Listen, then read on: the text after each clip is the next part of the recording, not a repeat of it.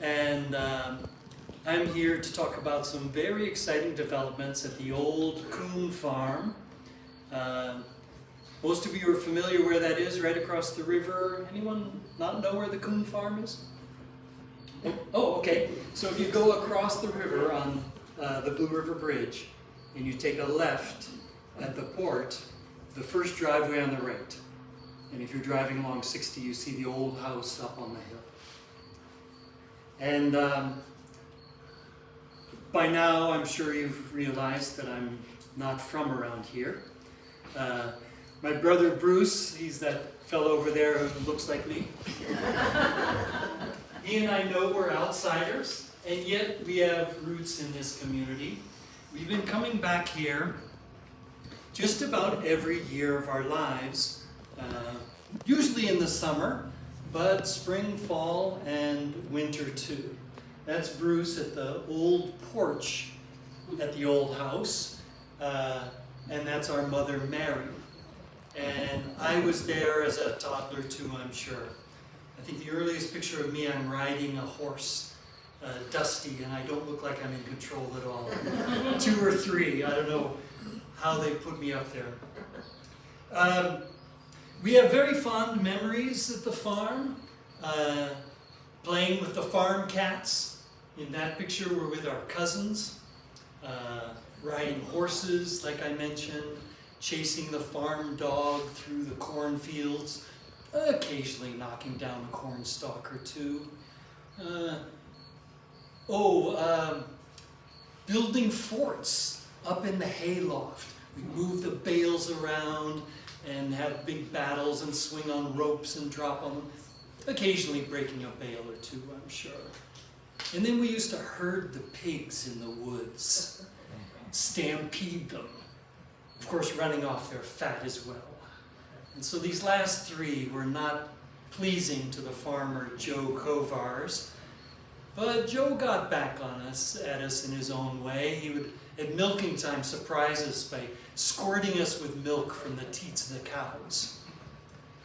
Now for 2 boys growing up in the ticky-tacky suburbs of Northern California, this experience on the farm was mind-expanding.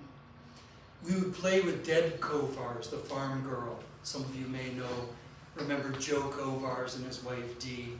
And Deb, for us, was an expert in farm matters compared to us. We got to see how food was produced. We also had great experiences on Main Street towns here in the Midwest. Richland Center, mostly where our grandparents lived, but Muscadet, Boscobel, and of course, Blue River. Bruce and I took over management of the old farm from our mother, Mary Kirkpatrick Moffat. Many of you remember Kirkpatrick cheese. And so Bruce and I are the 5th generation to manage the farm.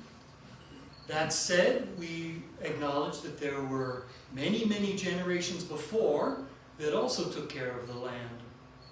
In fact, in our family's recollection, they remember the raised garden beds made by the Ho-Chunk, and the Wisconsin state archaeologist and a team discovered the remnants of a native village on that flatland in our front prairie right down by the river.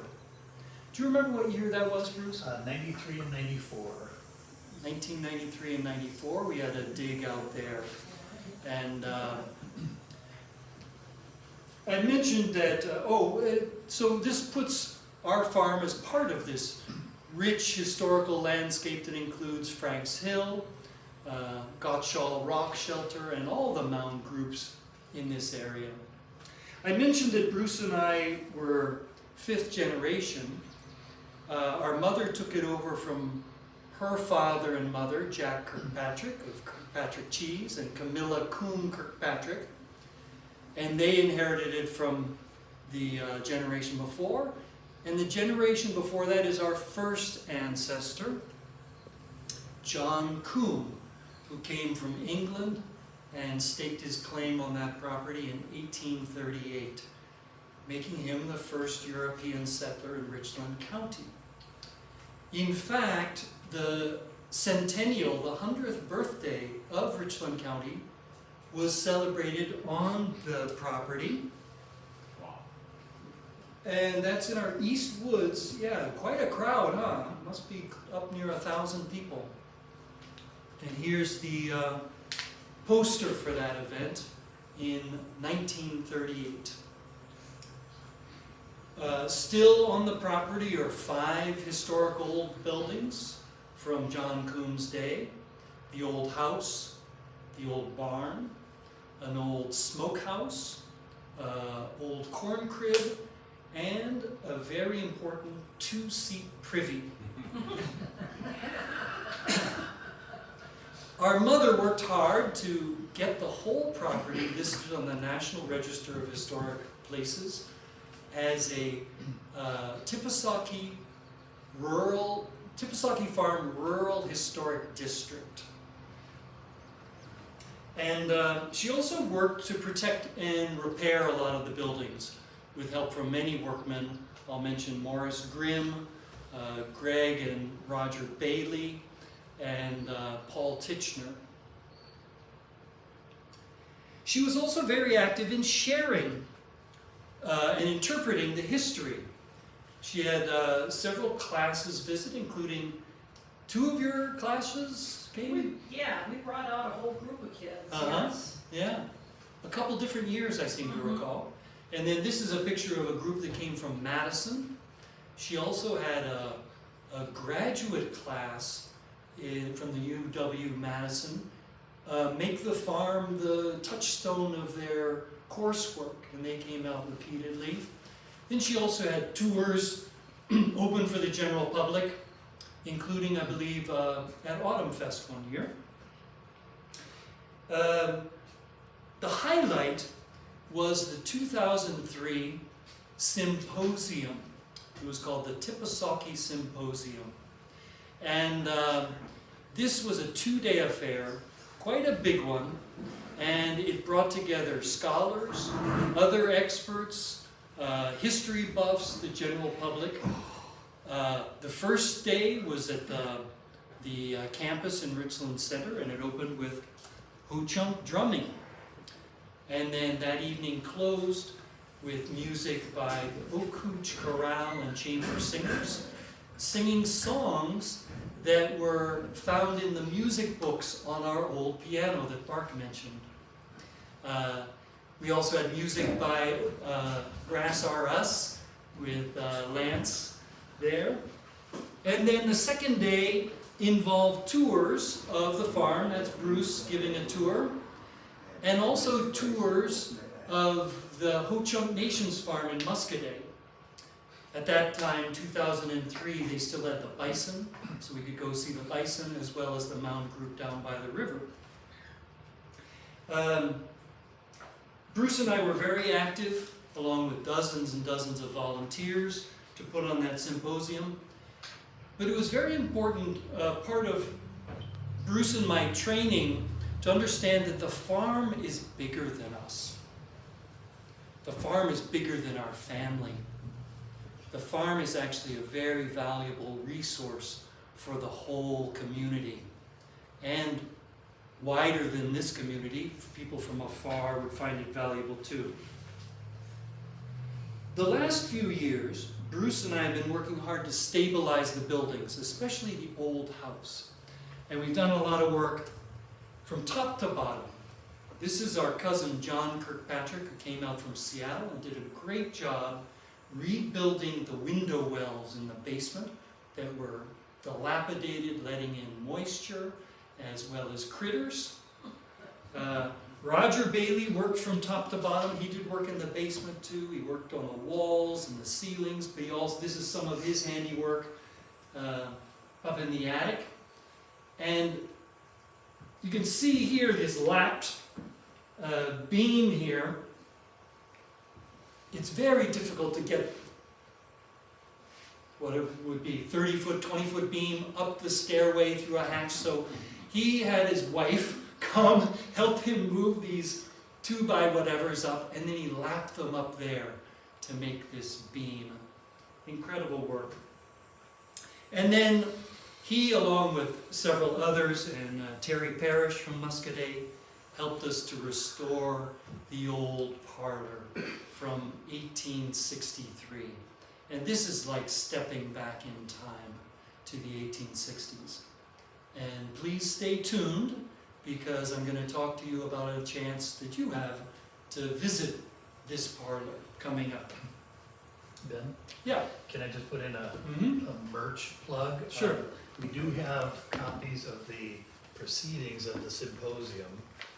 It's a collection of articles and talks and personal recollections, including some Ho-Chunk recollections of interactions with early European settlers, forced relocation. There's stuff on the botany and the movement of native peoples in recent centuries. There's just a whole range of different things in there, and we are selling them as a fundraiser for our new nonprofit that Ben's going to talk about. But I have them in my trunk as bootleg merchandise, so if you want a copy afterwards, please see me. Bootleg merchandise is always the best. We think so. Then you're done. Bruce and I are now in succession planning mode, but neither of us has an heir or heirs to take on the management. And so this brings me to what I've really come here to talk to you about, this exciting new thing.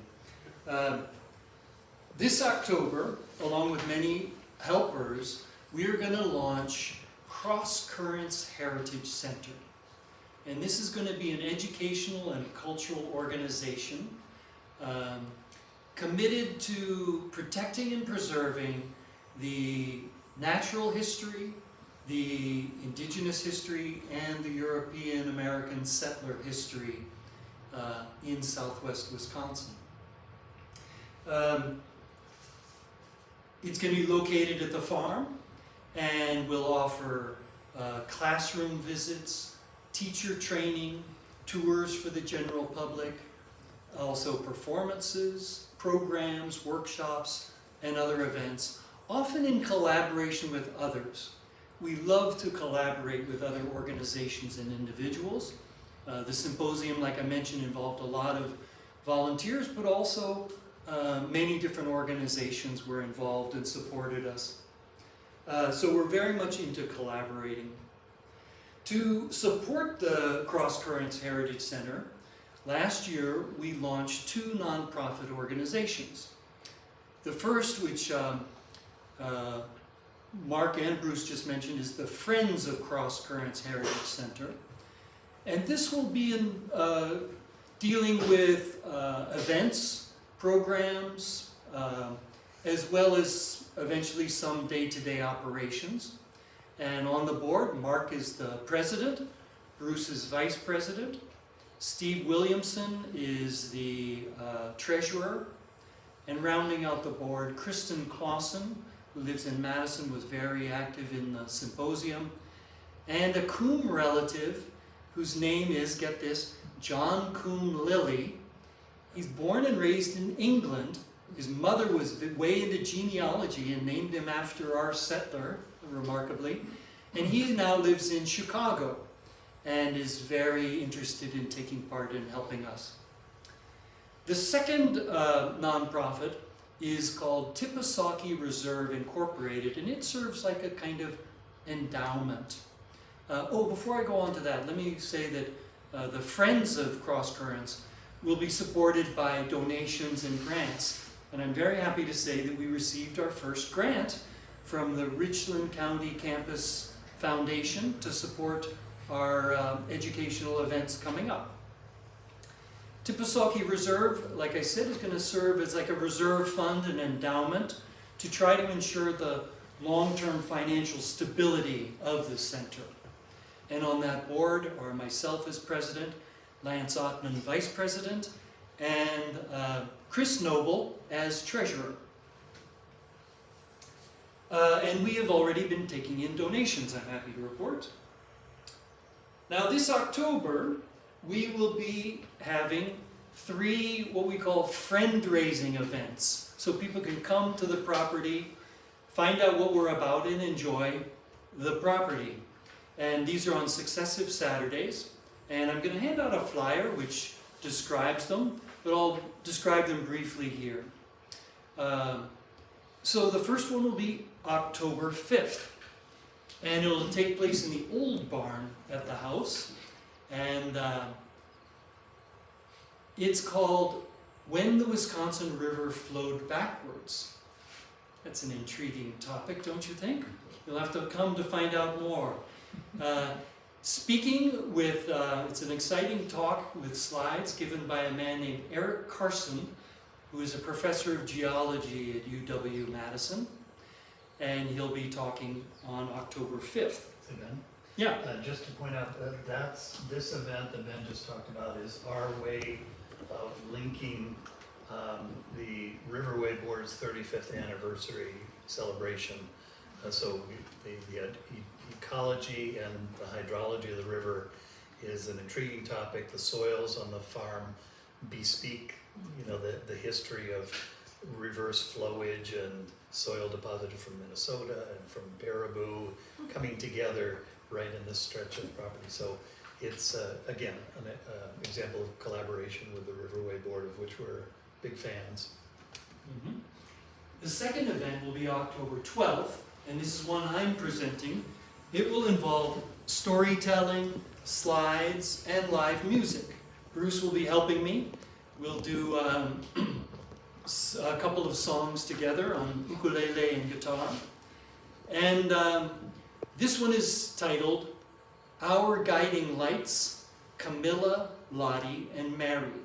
And this celebrates the 3 women who have inspired us to preserve the farm, to open it up and share it, and to create this Crosscurrents Heritage Center. So this is Camilla, our grandmother. Lottie is her sister, a very different sort of person, as my program will illustrate. She was, like my grandmother, also an incredible storyteller. And then Mary, our mother, is the third. And the point of this program is to let people know where Bruce and I are coming from and why we've decided to open up our property and share it in the way we are doing it. The third program on the 19th is 2 parts, storytelling and tours of the parlor. And the storytelling is going to be done by my wife, whose name is Janine Oshiro, and her program is called Old Seeds, New Growth, Hawaiian Tales and Local Stories About Seeds, Trees, and Growing Strong.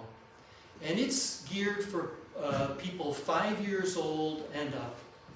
I've seen it, she's done it several times in Hawaii, and it's very entertaining for adults as well as 5-year-olds. And it involves her amazing story skirt. And you're seeing a little bit of evidence. She sewed it herself, and it's got quite a few tricks and mysteries in it. She also will do some Hawaiian chanting, and so it's quite a colorful, exciting program. And hers, like mine, will both take place in the old house. What else do I need to say about that? Oh, she's also going to, it's about native trees in Hawaii, but she will also talk about one native tree here in Wisconsin. And it ties in perfectly with efforts Bruce and I have been doing for quite a while to try to foster the resurgence of oak and other indigenous plants and to fight the invasives. On the property are 2 woodlots that have never been clear-cut.